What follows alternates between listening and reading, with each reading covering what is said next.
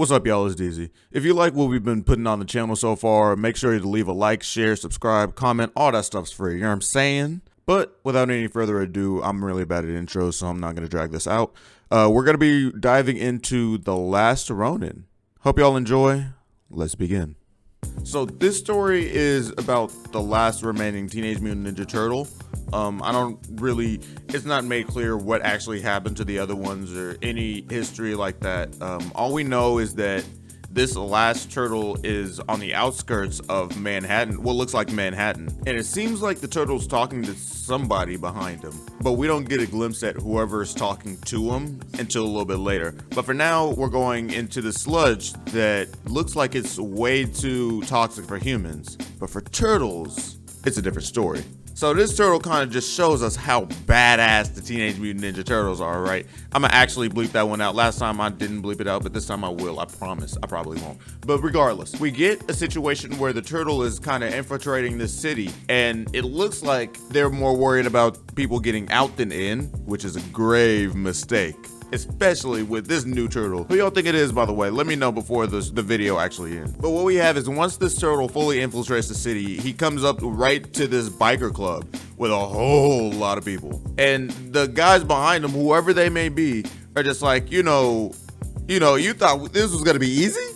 You thought you was just gonna scroll through this whole big old city without seeing nobody? Come on now. And when we look at the turtle, we see that there are 3 turtles talking to him, but we know they're all alive, so we can deduce that this new turtle, or not this new turtle, but this surviving turtle, I guess, has some kind of schizophrenia, has some kind of mental anomaly that's going on with him. It seems like everything that he had was taken from him, and he just like can't live with that thought. The turtles behind him are giving him insight about like the plan that he's gonna have, like security will be off the charts, like you won't blend it, you're a turtle, like people can tell when you have green skin. I know you have a hoodie on, but that won't help that much. You have 3 fingers, my G. You are not that sneaky right now. However many toes you got is not 5. But the surviving turtles simply just like adapt and overcome. That's what we've been learning since day 1. Like, I have to do or do not. And so what happens is that the turtle takes this girl Jones's ride. And what does he do with that ride? He drives it directly into a gas tanker, puts a stick of TNT on it, and blows the whole thing up. Now, I don't know about you, but that don't sound like no ninja stuff to me. That sounds like some turtle stuff. Come on now. So as this turtle blasts off, by the skin of his shell, he survived. And not only did he survive, but he found a secret vent that leads up into the top of the city, which is exactly where he wants to be. However, there's some security that's lightly armed right next to him, right? So he pulls out the smoke bombs, blasts away, tries to get away. It don't work. They're still here. There's way too many security for him to just pop up and expect to disappear. Right, so he's like, okay, fine, let me take one down real quick. But it's way stronger than it looks. And as the turtle keeps on beating this thing up, it looks like it's kind of human on the inside. One of the turtles in the back of his mind is just like, it looks like some kind of cyborg, I think. More synthetic than human. A synthetic ninja? A stinking Sinja? What kind of sick freak does that to someone? The reason I'm here, that's who. And this turtle is kind of being the perfect ninja, hiding, striking, hiding again, destroying as much security as possible while heading straight up to the main building. And they still all these robots, all this security is still going hard at this random turtle, but he's able to overcome. Every time he looks like he's on the verge of being defeated, he overcomes somehow. And eventually there's this really, really cool scene where he lands directly on top of this police car, kicks out the police robot, flips the car upside down, throws it through a billboard, throws it through something else, and makes it explode underground. Man, this turtle know how to do something to me, man. I love this. I love... If y'all can't tell, all right, so hold up. So real quick backstory about me and the Teenage Mutant Ninja Turtles, right? I grew up on this, right? Like on 4Kids TV, up in Saturday mornings, every morning I was up in there. I remember the original Teenage Mutant Ninja Turtle, not the 80s one, but like the original, like the late 90s one. And then I remember fast forward. This is Teenage Mutant Ninja Turtles is that stuff, bro. Oh my gosh. I can't, just because I made this comic store, just because I made this comic channel, I'm gonna start reading Teenage Mutant Ninja Turtles. And I'm sorry if y'all don't like that. I'm sorry if that doesn't give me that many views or whatever, but screw it. We about to read some Teenage Mutant Ninja Turtles. But smooth moves from the turtle aside, we finally have a name and face that goes directly with the turtle's sense of vengeance. We finally have Oroku Hiroto revealed. Now, again, I don't have much comic book experience with the turtles, so I'm just going off of what the Last Ronin is telling me. But Oroku Hiroto is the so-called master of the new Foot Clan, Korai's bastard son and the Shredder's grandson. So he has some pretty high lineage, and the turtles were specifically trained to kill the Foot Clan regardless. So he's on mission anyway. So we move back to the turtle, right? And he finally ends up making his way into the main building. Problem is, that's the main building. So security and armed forces are the highest by far here, right? And he was having trouble out in the city. So this is gonna be a nightmare almost, right? So the first thing the turtle does is grab a quick little ride and go for a joyride. But what's different this time is he actually didn't escape. He got flung straight into the heat of battle. And what does he do? He adapts. He overcomes. He uses his fallen comrades as weapons to make vengeance for them possible. He is the Last Ronin. He is vengeance. He is back. And while the turtle's over here putting in work, dealing with the business, right? Oroku is kind of getting nervous. He's just like, why is this turtle already in here? Like, why isn't he dead? First of all, how is he even alive? But second of all, why is he in here, bro? And then he's just like, I want every single soldier, everything I have to kill this turtle. I am not about to deal with no mutant. This is like a nightmare. No, we have to kill him now. But it seems like the turtle was ready to die from the jump, so he's over here beating, bopping all these robots, going up straight to the top, and it's just straight action, right? Like, he's fighting these new ninja robots, and he's still not phased. He's still not afraid yet. And he's just like, they like sheer will. They're not touching me. They ain't on my level. Who do you think I am? You better come out here yourself and fight me. Incompetent fools. Activate the Stockman tech. I want that monster dead. Me? Sheer will's all I have left. I'm here, Hiroto. Your destiny's at hand. Face me.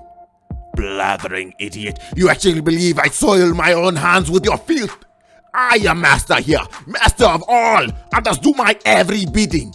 Still, I thought I'd killed off you pathetic mutants before. A mistake I will not make twice. And what does Oroku do? He throws yet another round of robots. He is throwing as much as he can at this turtle. Like, it is ridiculous. But this time it's a big one, right? And although the turtle tries to stop him with Leonardo's old sword, he gets thrown through the window. It goes plummeting down to what seems like his imminent death. But before he goes, he gives one last left hook to the robot, knock him out real quick, put him out of commission, and smacks face first on the concrete below. All he can think of is how much of a coward Hiroto is, and how he wants to finish this now, and how he's not gonna dishonor his family, how he's not gonna fail them, not again. So the Ronin somehow gets on his feet and escapes, and that girl Jones, she actually sends the security the other way, so they lost the turtle while she goes into pursuit. Meanwhile, we have some interesting dialogue from Hiroto, and it's basically like saying that he's just tired of this feud between the turtles and the Foot Clan. Like, he just wants it to be over. He's really hoping that turtle that they found is dead, and he's doing all of this for his mother. It seems like she's in some sort of stasis or something. I can't really tell what's going on with her, and they don't really talk too much about her after this, but it seems like he's trying to find like a cure for an illness or something comic booky. But moving back to the turtle, we have a very sobering scene in the sewers in which he's just like, could have gone down fighting. Let those things finish me off. But that just be avoiding the inevitable. Now to end this. Now, on my terms. For my family. For my honor. Dude, you don't gotta do quiet. No more talking. No more pain. As he takes out his brother's old weapons and places them in a row, he remembers how different they were and how alike they were. How much love they had in their family. How much hope they had. As he takes out the 4 colored bands, the 4 sashes that symbolize the turtles. He thinks how much he misses them. And how much he misses his father. And how much he wanted to make him proud. And as he pulls out his blade, he points it towards his belly to commit seppuku, the final act of an esteemed warrior. However, he wavers, and as he slowly succumbs to his injuries, he falls. And Jones is there to actually try to help him up. But while he's down, he has this curious dream where all of his siblings are alive and well, and we're waiting on him to come home. I'm eating the last bagel. Hey, Sleeping Beauty, wake up. We got things to do. Oh, man, who smashed a cement truck into my skull? More like a fleet of cement trucks. Yeah, we seen prettier things pulled out of the East River at spring. Whatever. Where are we anyways? Duh! Welcome home! Home? What do you mean? Hold up, wait a minute. Is this old sewer lair? What, you expect a little rich or something, Twinkle Toes? And who said you could use my favorite blanket? How the hell did we... Oh, thank God you're up. Oh my God. April? Is that really you? Yes, it's me. And I'm relieved to see you awake.